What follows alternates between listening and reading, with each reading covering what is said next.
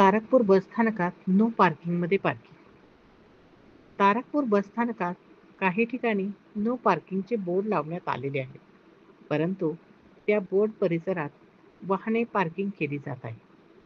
तारकपूर बसस्थानकात कुठेही वाहने पार्किंग केली जात असल्यामुळे अपघात होण्याची दाट शक्यता व्यक्त केली जात आहे. याबाबत एसटीच्या चालकांनीही तक्रारी बसस्थानकात केलेल्या आहेत.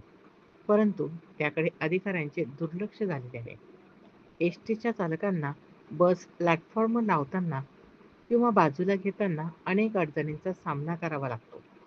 यामध्ये नो पार्किंगच्या ठिकाणी वाहने उभी केली जात असल्याने त्यांचा मनस्ताप या बस व चालकांना सहन करावा लागत आहे.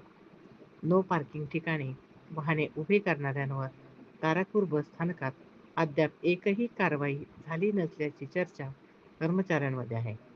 तारापूर बसस्थानकात सध्या कारवाई मोहीम सुरू आहे. या मोहिमेवर कर्मचाऱ्यांमधून शंका व्यक्त केली जात आहे.